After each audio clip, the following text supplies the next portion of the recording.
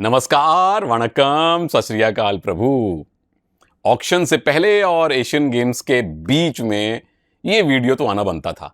Asian games की कबड्डी, हमने क्या खोया, क्या पाया, वर्ल्ड कबड्डी ने एशियन गेम्स की कबड्डी ने क्या पाया, क्या कुछ हुआ, एशियन गेम्स की कबड्डी ने क्या क्या यादें दी हैं हमें, आइए उस पर चर्चा करते हैं।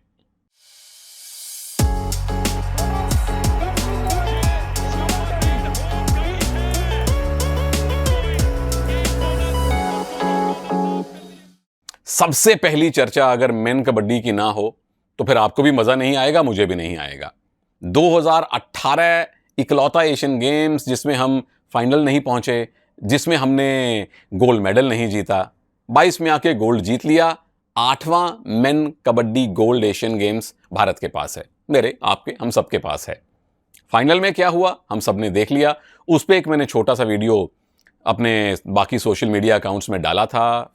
इंस्टाग्राम पे था, ट्विटर पे था, फेसबुक पे था, रूल समझाने के लिए।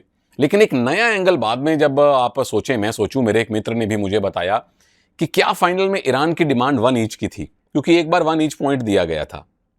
ईरान ये मांग कर रहा था, शायद क्योंकि उनके पास माइक नहीं थे, ऑडियो नहीं था।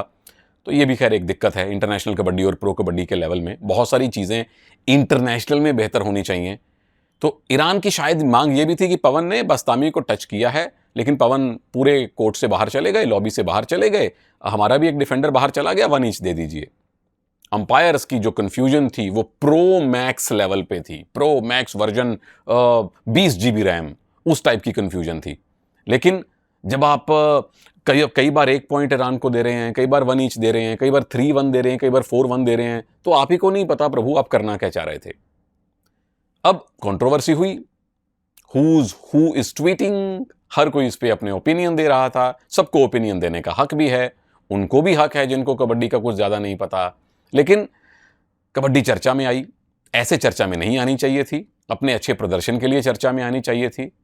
भास्करन साहब को लेके, पवन सेहरावत को लेके लोगों ने कहा कि ये गलत एडवर्टीजमेंट है, ये नहीं करना चाहिए, ये गलत है, वो गलत है। मैं 200% भास्करन साहब के साथ, पवन सेहरावत के साथ, अपनी कबड्डी टीम के साथ खड़ा हूं। सिर्फ इसलिए नहीं कि वो भारत के हैं और हमारे मित्र हैं, इसलिए क्योंकि वो सही चीज के साथ खड़े हुए थे।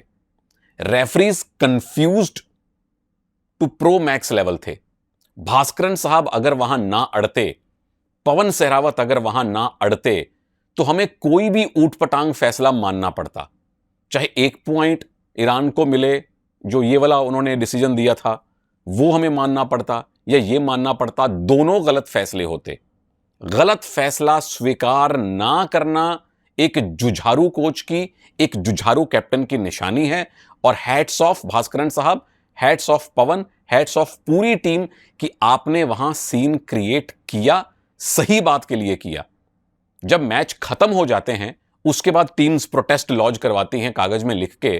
कभी आपने सुना है कि मैच खत्म होने के बाद गोल्ड और सिल्वर बदल दिए गए? कभी नहीं ऐसा होता।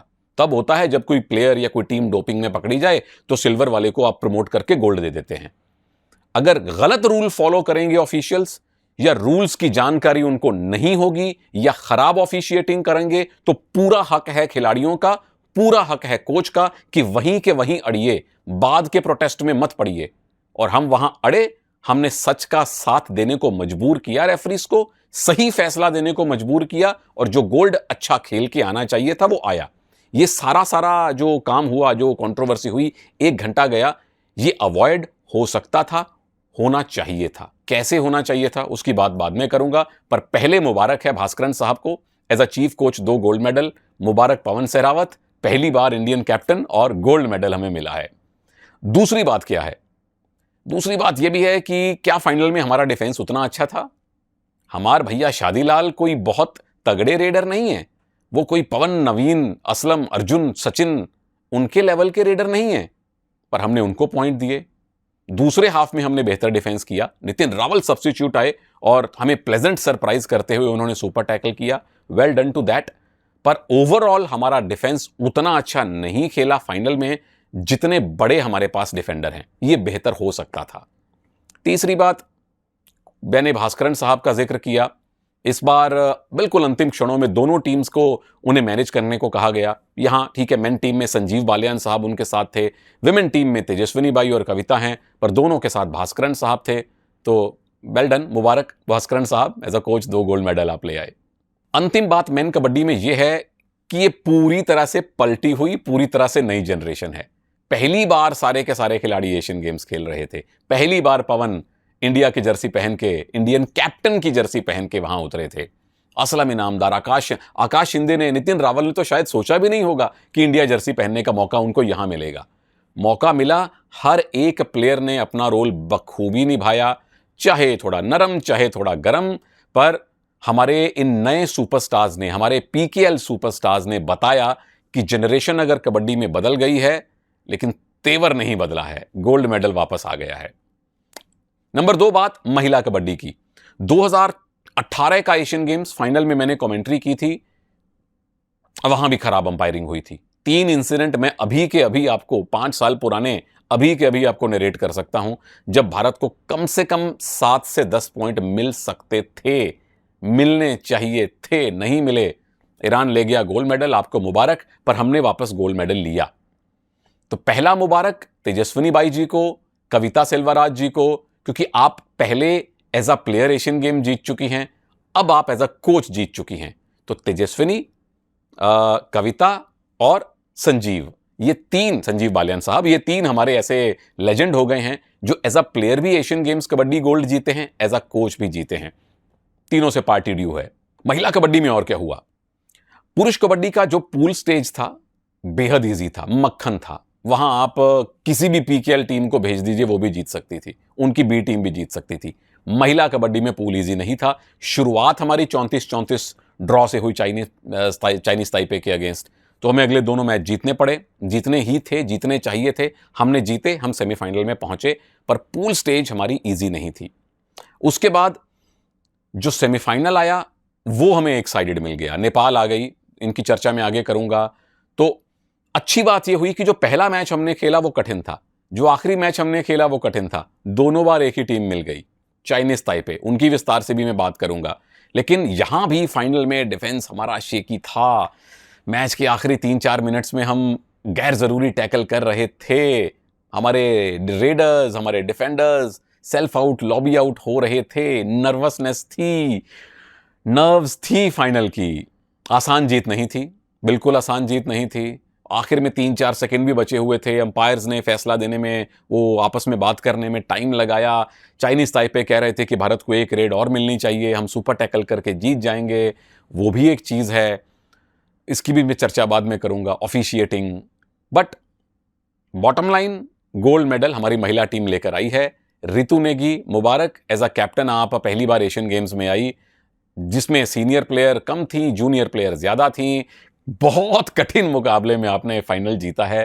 तेजस्विनी, रितु नेगी, हैट्स ऑफ आपकी पूरी टीम को। पॉइंट नंबर 3, जो मेरे लिए टॉक ऑफ द टाउन है, talk of the Asian games है, आप लोगों के लिए भी है, राइज ऑफ चाइनीज ताइपे।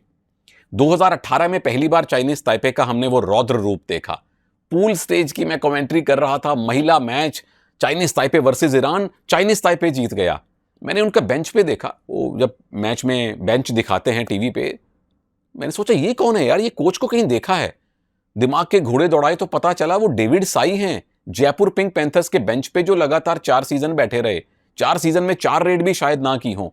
वो डेविड साई यहां बेंच पे बैठ बैठ के कबड्डी सीख सीख के, कोचिंग सीख सीख के वापस चाइनीज ताइपे गए, उन्होंने लड़कियों की टीम खड़ी कर दी। वो चाइनीज ताइपे 2018 की महिला कबड्डी में ईरान को हरा के सेमीफाइनल पहुंची, वहां भारत से हारी। 2022 में उसने भारत को ड्रॉ पे रोका, 2022 के फाइनल में उसने भारत को मुश्किल पैदा कर दी थी गोल्ड मेडल जीतने के लिए। तो rise of Chinese Taipei, specially women team, hats off David Sai. थोड़ी सी मेरी उनसे भी बात हुई थी सोशल मीडिया पे, वो पूरा क्रेडिट अपनी टीम को दे रहे हैं, मैं बहुत सारा क्रेडिट डेविड भाई आपको दे रहा हूं। Also rise of Chinese Taipei main team, main Chinese Taipei उतना विकराल, उतना भयंकर, उतना बवाल नहीं खेली, पर सेमीफाइनल पहुंच गए आप, ये बहुत बड़ी उपलब्धि है। और बहुत अच्छी खबर है कि कबड्डी के जगत में एक नया देश खड़ा हो चुका है जो बाकी देशों को चुनौती देगा। ऐसे ही तो ना कबड्डी फैलेगी प्रभु। Point number 4, Iran. नरम और गरम दोनों तरफ आपके पांव थे। पुरुष team hats off, well done. खतरनाक डिफेंडर्स से भरी हुई, रेडर्स के नाम पे उतनी फायर पावर नहीं है। हमारे भैया शादीलाल ने सबको चौंका दिया, रेडिंग में भी कमाल करके, बुसान एशियन चैंपियनशिप में भी चौंकाया था। पर विमेन टीम आप सेमीफाइनल में 11 पॉइंट से हार गए चाइनीज ताइपे से। तो वहां पे शैलजा जैन मैडम, जो हमारी भारत की हैं, चाइनीज ताइपे की ईरान की जो कोच हैं, उनके लिए और उनकी पूरी टीम के लिए निराशा है। मेन टीम आप लगातार 2010 में खेले थे फाइनल, 14 में खेले, 18 में खेले, 22 में लगातार चौथा फाइनल, एक बार जीते हैं। 3 बार जो हारे ईरान, 10, 14 और 22, तीनों बार क्लोज हारे, बहुत क्लोज हारे तीनों के तीनों बार। तो हैट्स ऑफ, क्योंकि बांग्लादेश शुरू में अच्छा खेला, पाकिस्तान बीच में अच्छा खेला 1990 और बाद के दशक में, बाद में आके दोनों की परफॉर्मेंस गिर गई। ईरान ने जब अच्छा खेलना शुरू किया, 6 का सेमीफाइनल वो खेले थे, उसके बाद लगातार वो इंप्रूव कर रहे हैं। तो वेल डन टू ईरान भी है। 5वां मेंशन आता है प्रभु नेपाल का। नेपाल कौन कबड्डी में? उनका एक प्लेयर मुझे याद है, लाल मोहर यादव। बेंगलुरु बुल्स के कोच उनको लिया करते थे, पूरा सीजन लाल मोहर बेंच पे बैठा करते थे। अभी हमारे सामने भी खड़े हो जाएं तो मैं और आप पहचान नहीं पाएंगे। और वो नेपाल महिला कबड्डी में कमाल कर रहा है भाई। उन्होंने बांग्लादेश को हरा दिया पूल स्टेज में और पहुंच गए सेमीफाइनल में। अद्भुत, अद्वितीय, अविस्मरणीय। नेपाल की पूरी महिला कबड्डी टीम आपको सलाम है। कृपया करके ऐसे ही मेहनत करते रहें। कृपया करके थोड़ा और इंटरनेशनल कबड्डी हो, उसकी चर्चा करूंगा। और नेपाल के तौर पे हमें एक और बेहतरीन टीम भविष्य में मिल सकती है। सेमीफाइनल पड़ गया इनका भारत के साथ और भारत की महिलाओं ने आराम से वो मैच जीत लिया, पर नेपाल अब दिल जीत कर गए हैं। नंबर 6 मेंशन जो दुखद है वो है दक्षिण Korea, republic of Korea, South Korea. Jang Kun Lee और ताई दियोक्योम और डॉन जियोन ली की कोरिया। वो कोरिया इस बार ना महिलाओं के सेमीफाइनल में पहुंची, ना पुरुषों के सेमीफाइनल में पहुंची। और पूल स्टेज में तो जो उनकी धुलाई की है बाकी टीम्स ने, वो दुखद था। क्योंकि भारत और ईरान के बाद, बांग्लादेश और पाकिस्तान का युग बीत जाने के बाद जो तीसरी टीम अच्छी निकल रही थी, जिसने 16 के वर्ल्ड कप में भारत को हराया, जिसने 18 एशियन गेम्स पूल स्टेज में भारत को हराया, वो कोरिया इस बार बिल्कुल फ्लैट रही, बिल्कुल फीका उनका प्रदर्शन रहा। हमारी आशा है कि अगले एशियन गेम्स में बेहतर करें। पॉइंट नंबर 7 जो इस एशियन गेम्स की कबड्डी में चर्चा करने लायक है, वो है पाकिस्तान। वो कंसिस्टेंटली खेल रहे हैं। 2006 का फाइनल खेले थे, उसके बाद 10, 14, 18, 22 सेमीफाइनल खेल रहे हैं। लगातार ब्रॉन्ज मेडल आ रहा है। ठीक है, मेडल आ रहा है, पर पाकिस्तान से हम ज्यादा उम्मीद करते हैं। क्योंकि वही जो अनडिवाइडेड पंजाब अगर आप ले लें, या अब पाकिस्तान का पंजाब, अब भारत का पंजाब ले लें, तो वहां कबड्डी बड़ी मशहूर थी, पॉपुलर थी। सर्कल कबड्डी ज्यादा पॉपुलर है, पर हमारी इंटरनेशनल कबड्डी, हमारी नेशनल स्टाइल कबड्डी भी उतनी ही पॉपुलर थी। और बड़े बड़े वसीम सज्जाद जैसे खिलाड़ी तो हमारे प्रो कबड्डी में खेले हैं। एक अच्छी तगड़ी टीम मानी जाती थी पाकिस्तान, जो कबड्डी में अब उतनी खतरनाक रही नहीं। सेमीफाइनल में वो एक टाइम 4-0 से आगे थे, पवन को आउट कर लिया था, 2 पॉइंट की रेड कर ली थी, और हमें लगा कि अब सेमीफाइनल में मजा आएगा। उसके बाद एकदम सरेंडर कर दिया। Same condition Bangladesh. अब कितने प्रभु लोगों को मालूम है, हाथ खड़ा करो, बांग्लादेश का नेशनल गेम है कबड्डी। अब वो बांग्लादेश कहीं दिखाई नहीं देता, न पुरुषों में न महिलाओं में। कहां उन्होंने 1990 का फाइनल खेला था, 1994 का फाइनल खेला था, 2002 का फाइनल खेला था। 1980 एशियन चैंपियनशिप हुई थी पहली बार, उसके फाइनल में बांग्लादेश ने भारत को हराया था। उम्मीद करते हैं कि हमारे जो बांग्लादेशी बंधु लोग हैं बेहतर खेलेंगे, थोड़ा और इंटरनेशनल एक्सपोजर मिले, थोड़ी और बढ़िया कबड्डी देखने को मिले। टॉकिंग अबाउट इंटरनेशनल, अगला पॉइंट, 8वां पॉइंट बड़ा महत्वपूर्ण है प्रभु, IKF के प्रभु, ज्यादा इंटरनेशनल कबड्डी हो। यह खिलाड़ियों के लिए भी अच्छा है, ये ऑफिशियल्स के लिए भी अच्छा है। क्योंकि जब ऑफिशियल इतना बड़ा प्रेशर वाला मैच ऑफिशिएट करवाते हैं ना, अब चूंकि भारत है, भारत फाइनल में है, ईरान फाइनल में है, इनके ऑफिशियल रेफरी और अंपायर बन नहीं सकते, तो आपको श्रीलंका के बुलाने पड़ेंगे, कोरिया के बुलाने पड़ेंगे, नेपाल के बुलाने पड़ेंगे, पाकिस्तान, इराक के बुलाने पड़ेंगे। और उनको बड़े मैचेस की ऑफिशिएटिंग का उतना अनुभव जाहिर तौर पर नहीं है, क्योंकि इतनी इंटरनेशनल कबड्डी होती नहीं है। जब आप इंटरनेशनल प्लेयर्स की बात करते हैं, भारत के बाहर हम सिर्फ ईरान वालों को जानते हैं, 2-4 कोरिया वालों को जानते हैं, अब 1-2 चाइनीज ताइपे या 1-2 बांग्लादेश वालों को जानते हैं। इंटरनेशनल कबड्डी होगी, चाहे वो ट्रायंगुलर टूर्नामेंट हो, चाहे वो एशिया कप हो, चाहे वो वर्ल्ड कप हो, चाहे वो इनविटेशनल टूर्नामेंट हो, बाइलेटरल सीरीज हो, तो कबड्डी की ग्रोथ होगी। ज्यादा खिलाड़ियों को देश की जर्सी पहनने का मौका मिलेगा और टीवी पे जितनी ज्यादा कबड्डी आएगी उतना विस्तार होगा, उतना फैलाव होगा। आखिरी और सबसे जरूरी बात, जो इतनी बड़ी कंट्रोवर्सी, इतना बड़ा विवाद हुआ, उसको टाला जा सकता था। उसमें इंटरनेशनल कबड्डी ज्यादा होने का भी रोल है। अगर होगी तो ऑफिशियल्स को भी ज्यादा अनुभव आएगा। रूल्स की क्लैरिटी बड़ी जरूरी है प्रभु। प्रो कबड्डी के रूल्स, इंटरनेशनल कबड्डी के रूल्स, एक एक दो दो चीजों का फर्क है उसमें। अब प्लीज मुझे कोई ये मत बताए कि नहीं नहीं एक ही रूल होने चाहिए, नहीं नहीं एक ही रूल होने चाहिए। हो सकते हैं, अगर नहीं है तो कौन सी आफत आ गई प्रभु। आईपीएल में इंपैक्ट प्लेयर है, इंटरनेशनल टी20 में है। फिर अगर लीग का एक आध रूल अलग है तो इसमें इतनी हाय तौबा क्यों। उसमें हम आप डिबेट कर सकते हैं कि लॉबी का रूल अगर पीकेएल से हटाया गया है तो इंटरनेशनल कबड्डी से हटा सकते हैं, वो बाद की बात है, वो टेक्निकल कमेटी की बात है। लेकिन अगर रूल अलग अलग हैं तो उसका क्लियर पता होना चाहिए। अगर पवन ने बस्तामी को टच किया था तो इंटरनेशनल कवरेज जो ब्रॉडकास्टर कर रहे थे, होस्ट ब्रॉडकास्टर कर रहे थे, वो कवरेज का स्टैंडर्ड थोड़ा बेहतर होना चाहिए था। वो अच्छा नहीं लगता टीवी में कि ground referee, ground umpire TV referee के बेंच पे जाके उनके लैपटॉप पे वो पूरा देख रहे हैं, 20-20 लोग मॉनिटर देख रहे हैं।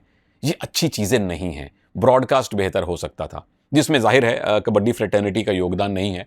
जो लोकल ब्रॉडकास्टर हैं चाइना के, उन्होंने जैसा ब्रॉडकास्ट दिया वो हमने देख लिया। हॉकी में भी यही हुआ था, रिव्यू मांगा गया है, हमें टीवी पे रिप्ले नहीं दिखाई दे रहे हैं, अंपायर वहां बड़ी स्क्रीन देख के अपना फैसला सुना रहे हैं। तो ये चीजें बेहतर हो सकती थी। लेकिन अगर इसमें इंटरनेशनल कबड्डी फेडरेशन थोड़ा जोर लगाएगी तो ब्रॉडकास्ट भी शायद थोड़ा सा और बेहतर होगा। रूल्स की समझ, चीजों की समझ और बड़े मैच को ऑफिशिएट करवाने का आत्मविश्वास तभी आता है जब आप ज्यादा रवां होते हैं, जब आपको ज्यादा मैचेस खेलने के लिए और ऑफिशिएट करने के लिए मिलते हैं।